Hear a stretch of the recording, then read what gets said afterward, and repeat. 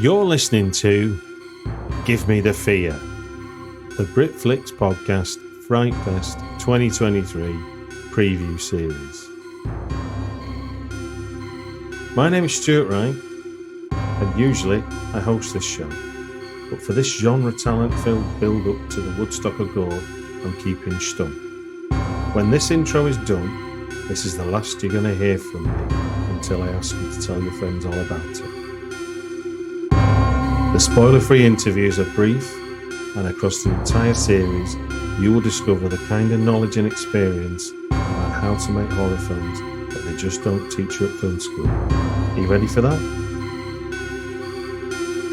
After looking back at the blood, sweat and tears that went into their creative successes, I asked them one last question. If you could handpick one person to be in the audience, alive or dead, famous or personal to you, for your Frightfest screening, who would it be and why? I think you're going to love the answers this question elicits. I certainly do. That's my introduction over with. Let's hear from the talent. I'm delighted to say that I've got a film called WEREWOLF SANTA, which is showing at Frightfest this year. My name is Airell Anthony Hayles, and I am the director of that film. What happens when Santa turns into a werewolf on Christmas Eve? Well, it's not good. And you can probably imagine he goes down chimneys and eats families alive and all the rest of it. In terms of pre-production, what's really exciting is when we were out there building a sleigh in the woods and getting the snow machine in and walking our werewolf Santa through in a rehearsal and all the people that he'd be killing and gutting. And it's just such a vast canvas out in a park in the middle of Surrey, pretending to be Hastings, Alexandra Park, because I'm from Hastings. And it was so epic and fun.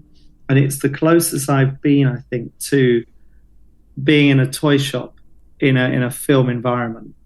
Because werewolves and Christmas and horror, that was like Christmas Day on whatever day that was in the middle of summer whenever that was. One of the fond memories I have of shooting the movie is that there was a scene involving sexual content. And when we shot that, and there was a werewolf Santa involved in that, I won't give too much away, fun, silly, midnight movie stuff. The owner of the location sat down with me very angry the next day and said, are you shooting a porn? And I said, no, not shooting a porn. Because what kind of porn would that be with a kind of a werewolf Santa and all these naked people that are not a category I currently know of.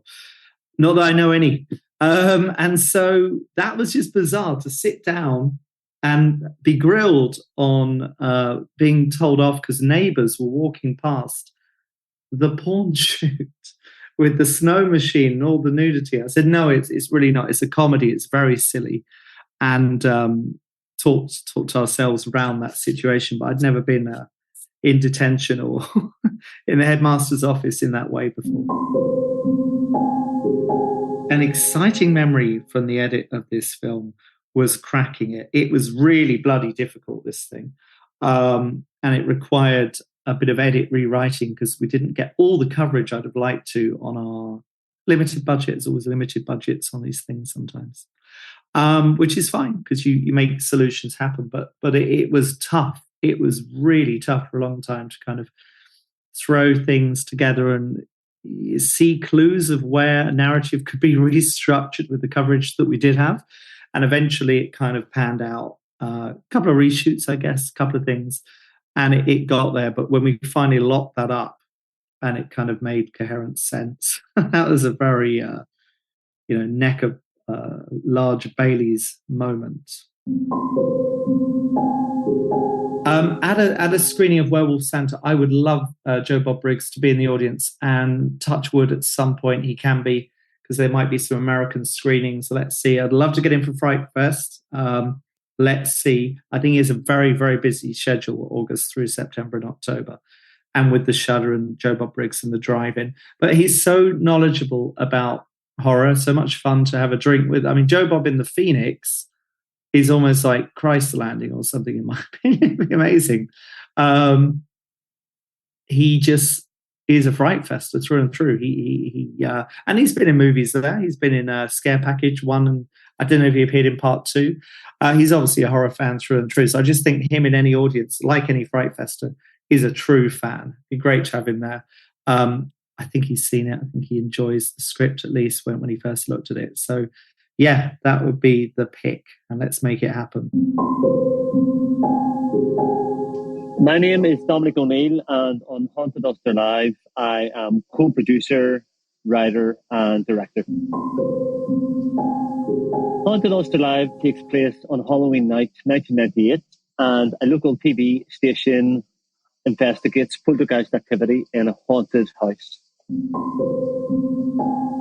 The script development and pre-production for Haunted ULSTER Live wasn't actually that long. We started writing it in summer 2020, and we went into pre-production in September of last year, so it was a little over 2 years, which isn't a very, very long time to go from nothing to something.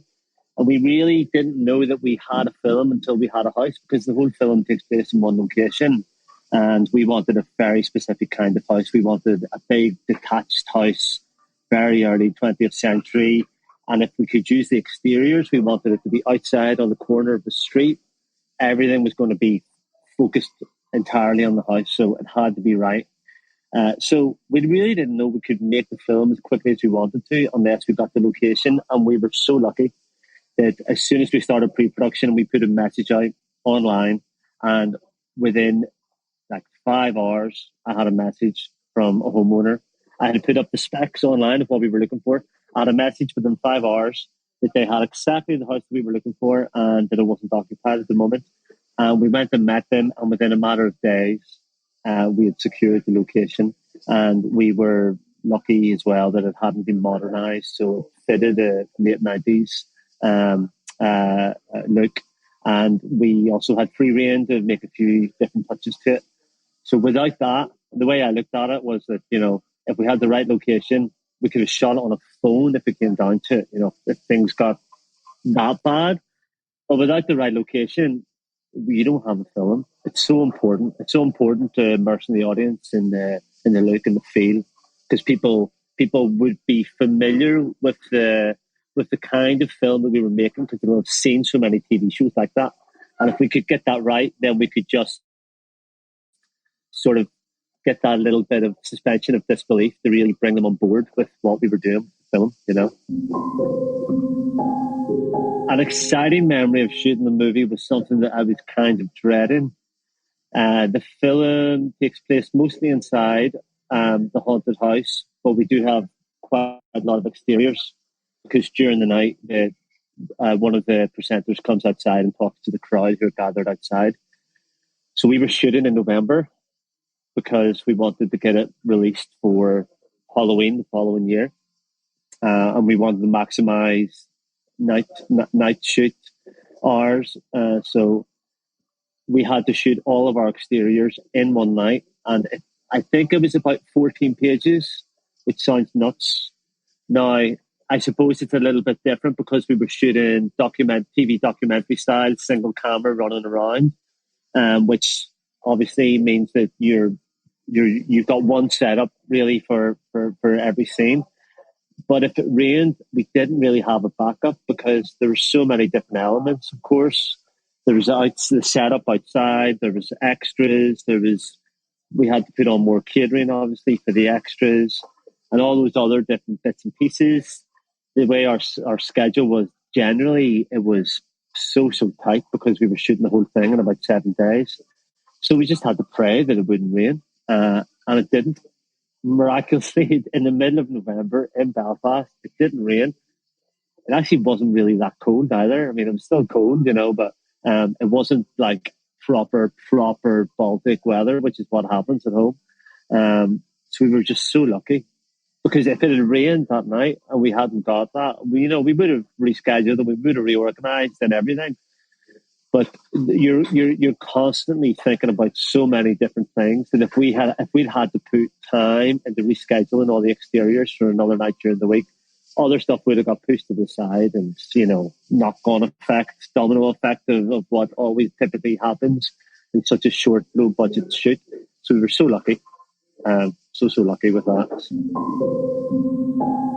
Post production was very, very interesting because what I thought would happen didn't happen, which probably is predictable because there's absolutely nothing predictable about the editing process. But I have a particularly fond memory of post production because I thought that we were really going to piece together the film very close to the script, where we would have one scene and then all of the little inserts that we had. I was pretty sure that we were going to stick closely to the script.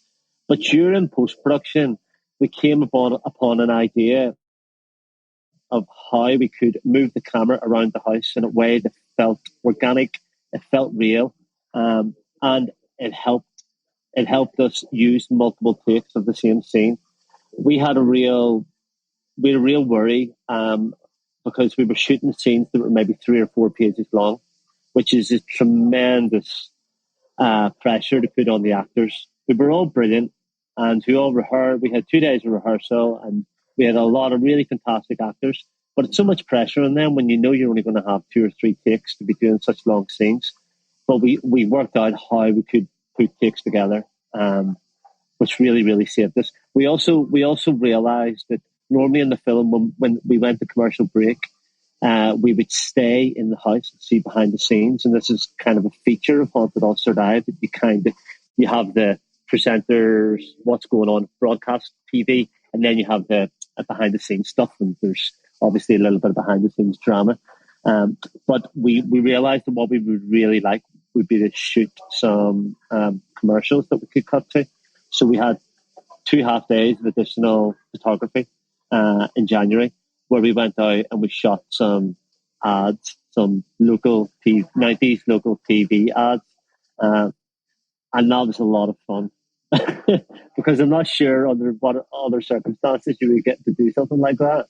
And we shot a whole, I won't spoil it for anybody, but we shot a whole 45-second ad, which is pretty brutal, but it is actually representative of some of the advertising that you would get on kind of anti-terrorism ads that you would get on TV in Northern Ireland in the 80s. And we shot one of those, and it works with the film. But it was a lovely story thing that if I had come up with it at screenplay stage, somebody would have said, okay, throw that out.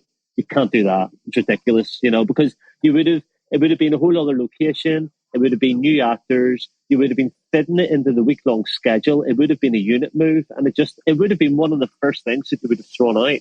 But to come up with it during post-production, we could shoot it with a skeleton crew. There were literally 3 of us doing it. So it's a nice lesson there, You can have the full crew working on the main stuff. And then if there's anything that you're running off to do in a couple of hours, you don't need to have 20 people there. If there was one person that I could have in the audience, I don't know how high I'm aiming with this, but I actually think Mark Kermode would enjoy our film because I think he has a particular affinity with Belfast. He's over once a year with Cinemagic, and I know he likes Belfast. I think he would get the kind of local humour in it. I think he would get a kick out of the 90s setting and how we've kind of used Northern Ireland TV with the horror stuff and with the obvious Ghostwatch influence, which is there. So Mark Kermode, honestly, it's maybe not completely beyond the realms of possibility as well. You never know. So my name is Onur Tukel, and I'm the writer and director of the movie POUNDCAKE. So POUNDCAKE is about a serial killer who's running around New York City, and he's only killing straight white men. And nobody cares because, straight white men now they're finally getting, they're being held to task for, centuries of oppression, millennial epochs of oppression. And so no one's taking it very lightly. There's kind of a Greek chorus in the movie of podcasters who are talking and debating about who the killer is and what's happening. And no one really gives a fuck that straight white men are being killed, So there's some other storylines too. There's a father and a mother who are coming to terms with their son who's just come out of the closet. There's I'm in the movie myself. I'm an actor in the movie, and I play a middle-aged man who is having problems with his own irrelevance. Being a middle-aged man, for one, if you're an old man, no one gives a fuck about you. But in this culture, if you're a straight man, you're even worse. You're just a boring straight man. So a cis man. So he's having problems with his own, sexual identification and whatnot. So he's trying to experiment with his wife and do things that are a little bit more, fluid, sexually fluid, and not so rigid as he calls himself. He feels like a rock and he wants to be sexually fluid. So they're experimenting with things. And there's some other storylines, and it's all kind of in service of this idea revolving, oh God, how can I say this? I guess I don't want to give it away. If I say what it is, it'll give it away. But everything's kind of cohesive and everything's kind of connected by the serial killer.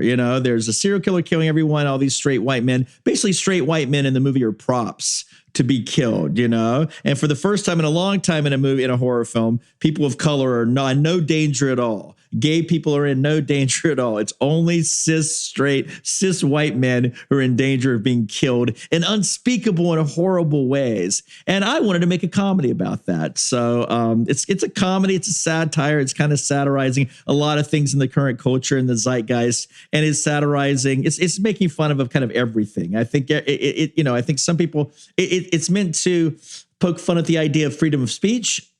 Not poke fun at the idea of freedom of speech, but celebrate the idea of freedom of speech in art. Anything goes in art, but can you go too far? That's what the question. That's what the movie kind of, it proposes that question basically. This movie was a very, very tricky movie because we were taking a big risk making this film, because it's not just that the serial killer is killing straight white men. It's how he's doing it. It's going to be very controversial. And if you're squeamish or if you're ultra sensitive, you might have a problem with it. Right. So I knew before I wrote the script that, hey, this movie probably won't get made. So I went to investors first, got them all properly drunk on whiskey, gave them my pitch. And it's about a serial killer who kills straight white men. And I had 5 investors in the room all ready to write me a check. They said, this sounds amazing. This sounds great. We'll write the check. You'll get your money. And then they said, well, how does he kill the straight white men? Does he kill them with an axe? Does he stab them? Does he poison them? How does he do this? And then I reveal how the killer kills the straight white men, which is, again, very controversial. And 4 out of the 5 investors all put their checks back in their pockets and said, no, we can't do this. We definitely don't want to be associated with this. But there was one brave investor who said, I'll invest in this. And I knew that I had the money, the bare minimum amount of money to make this movie. So then I wrote the script. I felt like I'm 51 now, and it's hard. Time is very valuable. It's valuable for everyone. But the idea of writing a script that wasn't going to be made was, that didn't sit well for me. I need to be inspired knowing that I can make the movie. I'm not in the Hollywood system because, in Hollywood, things move slowly. For every project that gets made, there's 1,000 projects that don't get made. Films get developed, TV shows get developed, and they rarely happen. Most of the times people don't even get paid to develop things, right? So I like to work on things that are a sure thing, which means the budgets have to be a little bit lower, but you have creative freedom. So I got the investors involved in the script writing process early on. And when the investors came on board, they also helped shape the script. They gave ideas and whatnot. And also I let all my actors, when I write a script, I want the dialogue to seem very, very natural. So I give my actors a lot of latitude to change the dialogue if they want, So I get a lot of feedback from everyone when I'm writing and rewriting and whatnot. So, yeah. being on set, one of the most memorable moments of the film was actually the first day of shooting, because one of the first scenes we shot was me having a very, very funny sexual situation with my wife in the film, which required me to be completely nude, wearing a modesty sock, as they call it in America. And I was very terrified. I haven't been, nude like that, so exposed on camera, really ever. Oh, maybe one time before in a project, but I was nervous because it was the first day of shooting. Most of the crew I've never worked with, but it actually broke the ice, to be nude on set. And I was the only nude person on set, and I'm the director of the piece, and so it was great because it put me in a light where I was very exposed, and it brought us all together because we're all having a good laugh at my expense. I wouldn't say I have the most sexy body with all my clothes off. So you tend, if I ever want to make anyone laugh, I just take my shirt off. And in this case, I had everything I was completely nude, so it was double the laughter. So it brought I think it was a great icebreaker to shoot the movie the first day, and for the director to be completely naked in front of everyone directing the scene. So that was fun. And it was, it helped me. I was kind of fearless throughout the rest of the movie because of that, because I'd gotten that out of the way first. The post-production process was pretty seamless on this, but there is a moment at the end of the film where a lot of people sing a song together. And when we recorded the chorus singing on the day, it just sounded like it didn't sound good. So I had to go back with a microphone and go visit the 30 or so actors that sang in this chorus, go to their individual homes and record them singing into a microphone. So that was kind of a pain in the ass, and it took a long time. But then I had my sound mixer mix all the music together, or the composer mix all the music together, and it sounded kind of beautiful. But it was a kind of a pain in the ass because on the day we shot the scene of everyone singing, it was miserably cold. We ran out of time. There wasn't enough time to get it right. So that, normally on a big budget film, you could bring all your actors into a studio, sing it properly. Everyone's getting paid to do that. But we didn't have the luxury on this to do that. We recorded every singer singing by themselves and then just mixed everything together, So yeah, it was time consuming, but gratifying, I think. I'd never done anything like that before. I don't know if I ever want to do anything like that again, but it worked, I think. Well, if we're in London, right? So I got to name two of the British actors, contemporary, who I love now. If I saw Steve Coogan in the audience, I would love that. If I saw Richard Grant in the audience, I don't know if they live in London, but if those two were in the audience, or one of those guys were in the audience, it would be the greatest night of my life. You know what I mean? Like, I love Steve Coogan. I love Richard Grant. So one of those assholes, if they were in the audience, I'd be so thrilled, So, but I mean, that's boring. If it was someone who was dead, I'd love my mom to be in the audience. If my mother was in the audience, I'd think, well, I must be dead too, because she's dead. And I would think, all right, something's really gone awry here if my mom's in the audience. But if there was a way to go back in time and say, who could I have in the audience? Anybody. It would be my mom, obviously, because I miss her terribly, although she'd be embarrassed as hell watching this. But at the same time, she'd think, you know what? I'm in the audience watching a movie. This is better than being dead, I suppose, even if my son is doing horrible things on screen, or at least embarrassing things on screen, If you enjoyed this podcast, please share it with at least one friend. Put a link out on social media. Rate and review it for your preferred podcast platform. Put an ad in loop. Nobble the town crier. Whisper in the ear of the town gossip. You get the picture. It all helps bring new people into the Britflicks podcast fold. Thank you.